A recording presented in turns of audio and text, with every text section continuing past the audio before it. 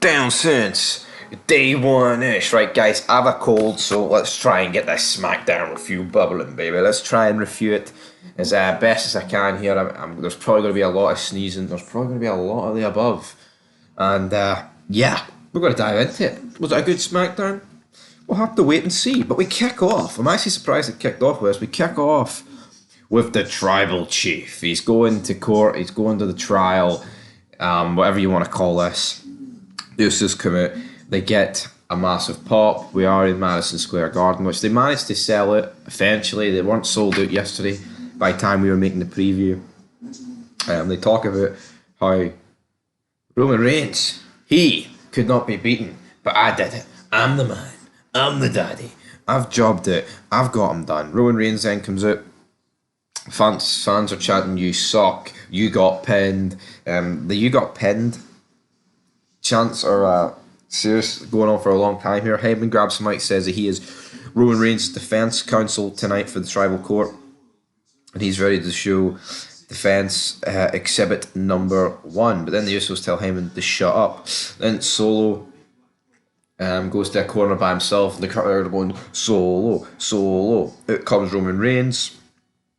And then we get, I mean, the bloodline, I think it is like some of the most entertaining stuff in wrestling today, right? I'm under no illusion of that.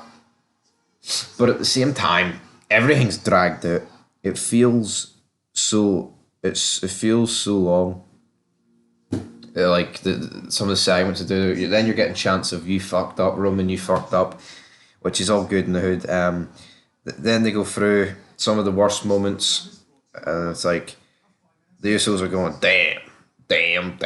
Roman Reigns is like, "I've got 5 kids at home, and then I took your kids in, I looked after you, I carried you all on my back." And he's like, "But you know what, you did beat me, you bastard." So the wee like rose petal thing that Roman Reigns wears, he'd like take his red Aaliyah, whatever you want to call it, he takes it off and he puts it on Jay's neck. The crowd are chanting, "Goodbye, Roman." Roman then gets down on his knees. And I knew once he did this, what was going to happen was pretty obvious, right? But I was shocked. The crowd are shocked. Heyman's fucking tearing up. Heyman's like, "What the hell is going on here?" But you know, I'll be real. See this segment, as much as I think some of it's dragged out, this is as good as wrestling we'll get in 2023 with the current people we've got. That's just, I mean, alright, maybe if The Rock came back for a few segments, maybe this bloodline stuff would be even better. Well, not maybe, it would be even better, obviously, like even throw him and Rikishi in there. But at the end of the day, this is what we've got for now. But once Roman Reigns went down on his knees, I knew he wasn't going to do anything. I knew he wasn't going to go one-on-one with Jey Uso's Samoan sausage. I knew he was going to low blow Jey Uso in his Samoan ball bag. And that's exactly what he did. What happens after this is pretty much Solo Sikoa and Roman Reigns absolutely batter them. But they're getting hit with the belts. They're getting put through announce tables and everything. Things are not looking good. Jimmy Uso gets put on the announce table, bang, big massive splash.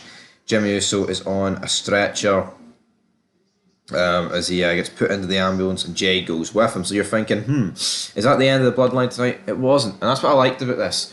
Too many times in recent years, it's just like one and dones. Here, you actually get continuity later on in the show. But up next, it is the WWE United States Championship match, Sheamus and Austin Theory. I knew Austin Theory was going to retain here. I knew Austin Theory was going to win, because guess what? The only stories that we've got in wrestling these days are fucking long-ass title reigns. And even the bloodline is that. Like, it's a good storyline at the end of the day, even if I've voiced some, annoyances with it. But at the end of the day, the whole gimmick is just a long title reign. That's what it is. And as I said in the preview, Pretty Deadly, we're going to get involved here. Pretty Deadly do get involved, and Austin Theory manages to win. We then have like a promo package backstage with the Grayson Waller effect tonight. Of course, he's interviewing Edge. On this day, I see clearly. And Grayson Waller comes out next. He talks about his next opponent. He says he's living the dream. He hasn't had a match yet here in the main roster, but he's here. Edge comes out to a big pop. Essentially what happens here, Grayson Waller kind of like runs down Edge, talks about his career, says, you won the world title, then you retired, now you're back, but sure, you've collected enough money. Rate it our superstar. Waller then interrupts him. I mean, Edge tried to speak for about 10 seconds, says that Edge is retired. He's like, Madison Square Garden, put your hands together for Edge. He is retiring. Edge is like, you were in the ring with John Cena last week. Now you're in the ring with the Rated R superstar this week. He said, so someone must see something in you. And then Edge points out to the fact that he hasn't had a match on the main roster. He says, you are doggy paddling your way into some deep waters. It's time to sink or swim. Edge then says he's not retiring and that tonight he's having a match. And that match is against Grayson Waller. He grabs the microphone and fucking slams it into Grayson Waller's chest. And this is exactly, right, how a talk show segment should happen. Should be done, right? This is it. It's Grayson Waller's really good in the mic. Edge is Edge, obviously. This was done pretty much perfect. We then have a medical update for Jimmy Uso. He is being evaluated by the doctors, right? And see, up to this point, you've had two pretty good segments, and you've had a title match that I wasn't really bothered about, but at the end of the day, alright, it's a title match. And then it's next. It is AJ Styles against Karrion Kross. I'm sorry, anything that involves Karrion Kross, I am gonna bury, and I fucking hate him. He should be released.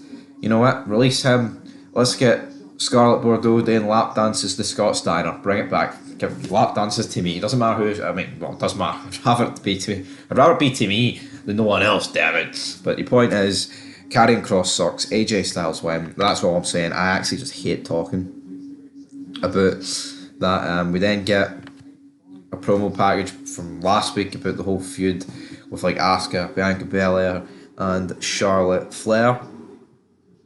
Then Asuka comes to the ring. We think she's gonna.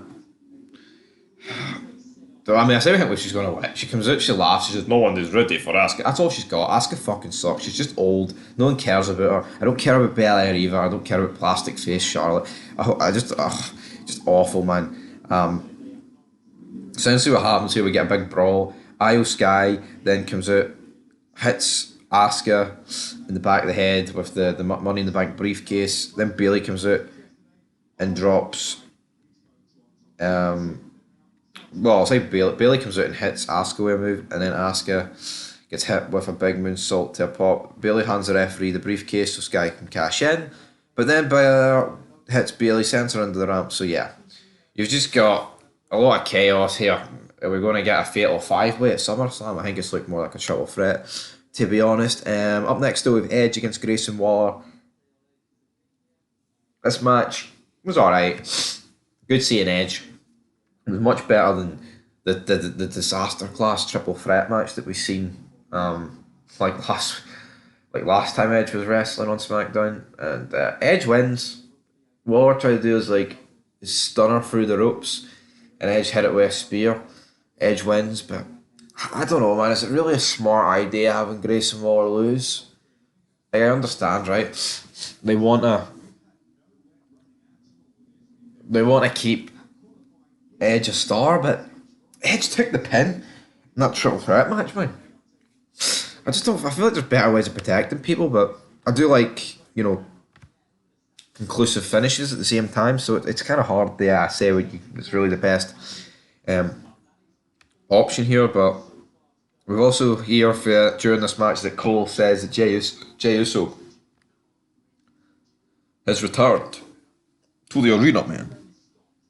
Jey Uso is back. Is back.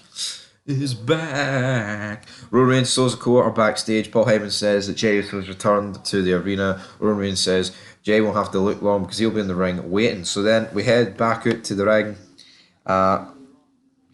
We get Roman Reigns basically burying Jey Uso. Michael Cole saying that Jimmy Uso is still with doctors.